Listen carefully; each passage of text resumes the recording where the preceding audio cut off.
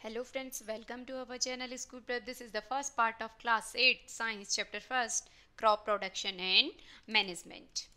As we learned and study in class 7th that जो plants होते हैं that produce their food, वो अपना food खुद बनाते हैं और जो animals होते हैं depends on them डायरेक्टली और इनडायरेक्टली।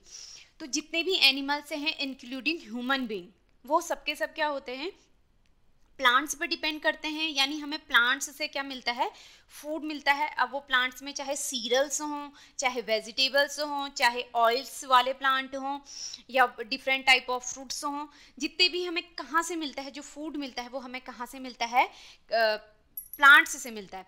तो जो हमारे वर्ल्ड की इतनी ज़्यादा जो पॉपुलेशन है, बहुत ज़्यादा है हमारे वर्ल्ड में पॉपुलेशन, उन पॉपुलेशन को फूड प्रोवाइड करने के लिए, अच्छे से उनको कंप्लीट फूड प्रोवाइड हो, तो उसके लिए क्या करना होता है, जो आपके प्लांट्स हैं उनका रेगुलर प्रोडक्शन करना होता है।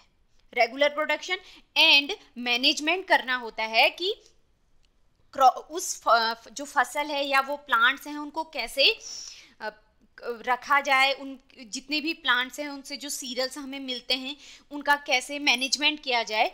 वही चीज़ हम इस चैप्टर में पढ़ेंगे कि प्लांट्स का कैसे प्रोडक्शन होता है, डिफरेंट प्लांट्स के डिफरेंट जो हमारे फूड जिनसे हमें ऑब्टेन होते हैं उन प्लांट्स का कैसे प्रोडक्शन होता है और कैसे उनका मैनेजमेंट होता है, उसके लिए कौन कौन सी एक्टिविटीज़ की जाती हैं।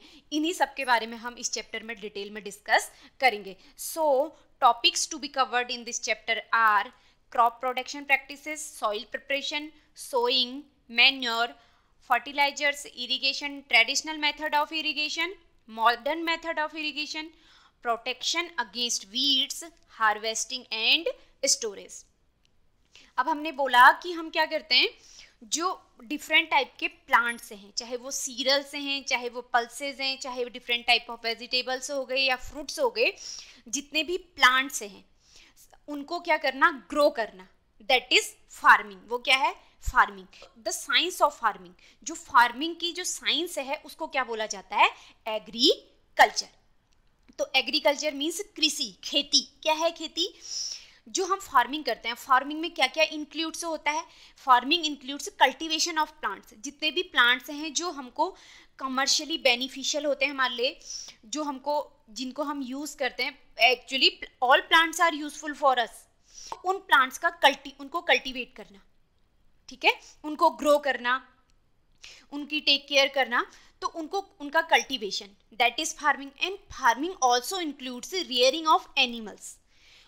फार्मिंग में प्लांट्स का कल्टीवेशन तो आता है, उसके अलावा क्या आता है, कुछ ऐसे एनिमल्स होते हैं जिनसे हमको फूड के अलावा कुछ बेनिफिशियली आइटम्स मिलते हैं। जैसे वूल हो गया, सीप से हमें वूल मिलता है, कॉटन हो गए, बिवरेजेस हो गई डिफरेंट टाइप की, ये हमें किससे मिलता है, एनिमल्स से, कुछ एनिमल्स से मिलता है। तो ऐसे एनिमल्स जिनसे हमको फूड मिलता है और फूड के अलावा कुछ और फायदेमंद आइटम्स मिलते हैं, तो उसके लिए हम कुछ एनिमल्स को जो पालते हैं उनकी रियरिंग करते हैं।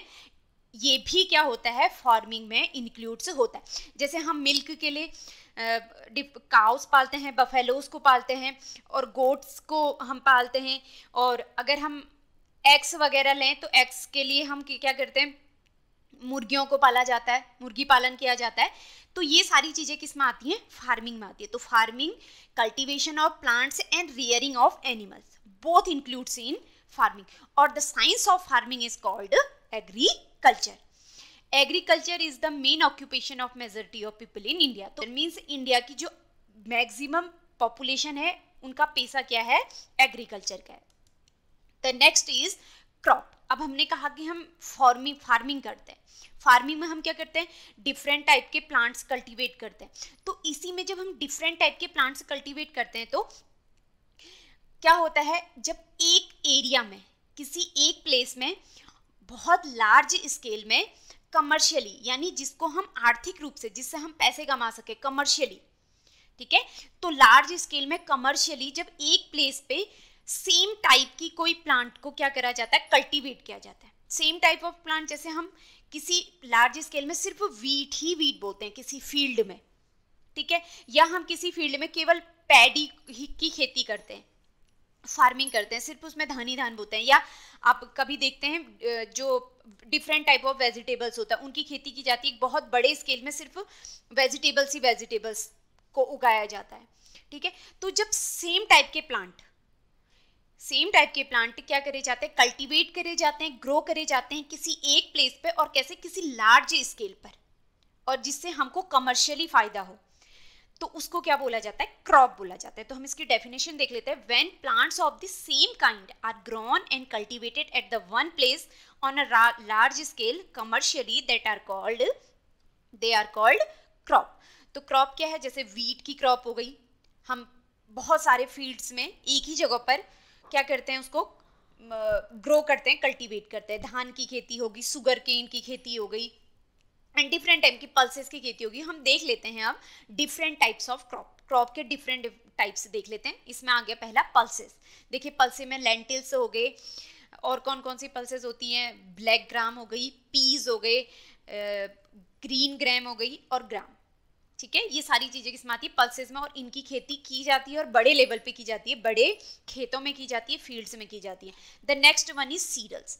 सीरियल्स में क्या आ जाते हैं आपके, मेज, मक्का, wheat, paddy and millets, these are cereals, और इनकी भी खेती की जाती है, और ये भी क्या है, फसल है, क्योंकि इनको एक लार्ज स्केल पे एक ही जगह पर एक सेम काइंड है ये, तो ये क्या है, also cereals are also called oil seeds.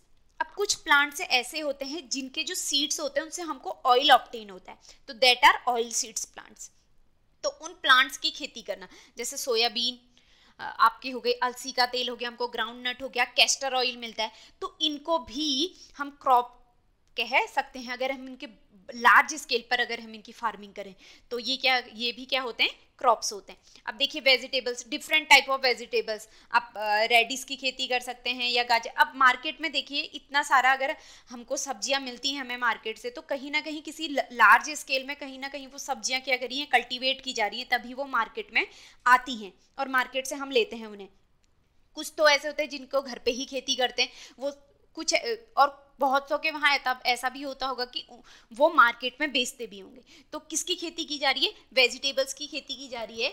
तो vegetables are also crop, and different type of fruits, जैसे वाटरमेलन, बनानास के ट्रीज लगे होते हैं, कहीं नारियल्स वगैरह के ट्री लगे होते हैं, गुआवा के बहुत सारे ट्री लगे होते हैं। तो डिफरेंट टाइप के फ्रूट्स के बहुत सारे ट्रीज लगे होते हैं, जिनकी लार्ज स्केल पे जब खेती की जाती है, कमर्शियली कर दी जाती है, तो उनको क्या बोल दिया जाता है, क्रॉप बोल दिया जाता है। जब आप नॉर्मली आपके घर पे एक या दो पेड़ हैं और आप उन्हीं से तोड़ के खा लेते हैं, तो that is not crop. But अगर कमर्शियली लार्ज स्केल पे सोल्ड करने के पर्पज से अगर आप किसी फ्रूट्स को, वेजिटेबल्स की खेती कर रहे हैं, तो दैट इज क्रॉप। वो किस में आ जाती है, आपके क्रॉप्स में आ जाती है।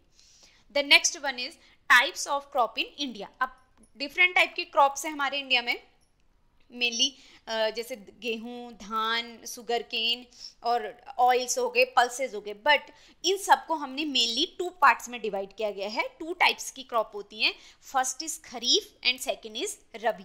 तो खरीफ की जो क्रॉप है उसका डिटेल देख लेते हैं। खरीफ की crop grown in rainy season, ये किस सीजन में ग्रो करती है, रेनी सीजन में, क्योंकि इसको बहुत ज़्यादा पानी की आवश्यकता होती है, इसमें वाटर बहुत ज़्यादा नीड होता है। तो रेनी सीजन में क्या होता है, पानी हमको इजीली अवेलेबल हो जाता है, ये अच्छे से ग्रो करती है। इनको बहुत ज़्यादा वाटर की ज़रूरत होती है और वाटर में ही ये ग्रो करती है, इसलिए ये किस सीज़न में ग्रो करती है, रेनी सीजन में करती है। तो इनको यूजुअली सॉन इन जून में इनको बोया जाता है एंड हार्वेस्टेड इन सितंबर में इनकी क्या होती है, कटाई की जाती है।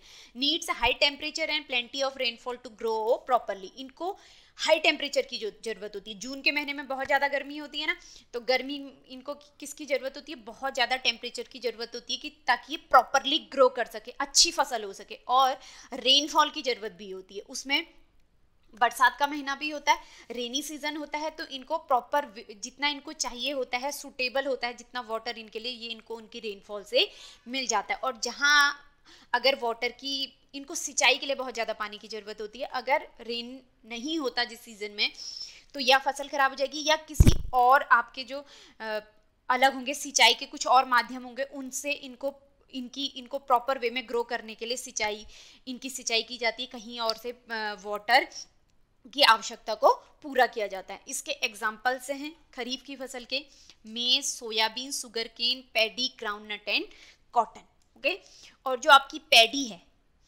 धान की जो खेती होती है, धान की जो फसल है, क्रॉप है, वो इंडिया में खरीफ क्रॉप का सबसे मेन है। Paddy is the main kharif crop. Paddy क्या है, सबसे मेन है। बाकी की जो शुगर केन, ग्राउंडनट है, वो इसके साथ में बोई जाती हैं, बट जो मेन है इंडिया में वो क्या है, पैडी है। The second one is rabi crop. Rabi crop क्या होती है, विंटर सीजन में ग्रो करती है। सो ये किस टाइम पे बोई जाएगी, अक्टूबर के टाइम पे बोई जाती है, और मार्च के टाइम पे क्या होती है, काटी जाती है इस फसल को। और इसके लिए बहुत ज़्यादा टेम्परेचर की ज़रूरत होती है, ना बहुत कम टेम्परेचर की। जो माइल्ड मॉडरेट होता है, मीडियम टेम्परेचर होता है, इसकी ग्रो के लिए उतना काफ़ी होता है। और वाटर भी इसको बहुत ज़्यादा ज़रूरत नहीं होती। वाटर में भी ये मॉडरेट वाटर, मीडियम जितनी अमाउंट में जो वाटर है उसके प्रॉपर ग्रो करने के लिए काफ़ी होता है। तो इसके कुछ एग्जांपल्स हैं wheat, gram, mustard, pea and linseed oil, जो लाइनसीड की फसल है। और जैसे पैडी खरीफ की फसल की खरीफ की फसल में इंपॉर्टेंट था, उसी प्रकार जो वीट है वो इंडिया में रबी क्रॉप में मेन क्रॉप होती है। The next is agricultural practices. अब एग्रीकल्चरल प्रैक्टिसेस क्या हैं, आप अगर किसी क्रॉप को कल्टीवेट कर रहे हैं, तो उस क्रॉप को कल्टीवेट करने के लिए आपको क्या करना होगा, डेफिनेटली खेतों को तैयार करना होगा। खेतों को तैयार करेंगे, उसमें फिर बीज बोएंगे। आप सीड से बोते हैं तो फिर उसकी पूरी अच्छे से देखभाल की जाती है। उसको जितना पानी की ज़रूरत है, जितने टेम्परेचर की ज़रूरत है, जो जिस चीज़ की भी प्रॉपर ग्रो करने के लिए उस प्लांट को ज़रूरत होती है, वो सारी आप जो उसकी नीड्स होती है उसको फुलफिल करते हैं। और फाइनली जब वो ग्रो कर जाती है तो फिर उसकी कटाई होती है। उसकी कटाई होने के बाद उसको फिर आप अपने क्या करते हैं, स्टोर करते हैं, ताकि आप स्टोर कर सकें और फिर उसका सोल्ड हो सके, वो बेच सकें उसे मार्केट में। तो जितनी भी ये एक्टिविटीज़ है स्टार्टिंग से लेके लास्ट तक, ठीक है, एक फार्मर को एक क्रॉप को कल्टीवेट करने के लिए जितनी भी डिफरेंट टाइप ऑफ एक्टिविटीज़ जो करनी होती हैं फ्रॉम स्टार्ट टू एंड, उनको कलेक्ट करके उनको कलेक्टिवली क्या कहा जाता है, एग्रीकल्चर प्रैक्टिसेस कहा जाता है। सो देख लेते हैं, various activities which a farmer needs to do during cultivation of a crop are collectively called agriculture practices. और दीज आर एज फॉलो। ये क्या क्या है, प्रिपरेशन ऑफ सॉइल, सोइंग, बोना। पहले सॉइल को प्रिपेयर किया जाता है, उसको तैयार किया जाता है कि उसमें हम बीज बो सकें, उसको सही बनाया जाता है। नेक्स्ट इज सोइंग, बीज को बोना। एडिंग मैन्योर एंड फर्टिलाइजर, उसके बाद उसको प्रॉपर फर्टिलाइजर देना जिससे अच्छा ग्रो करें, उनको मैन्योर देना, खाद देना। Next is irrigation. Irrigation means उसको जितनी पानी की ज़रूरत है, वाटर की ज़रूरत है, सिंचाई कहते हैं जिसे हम, वो देते हैं।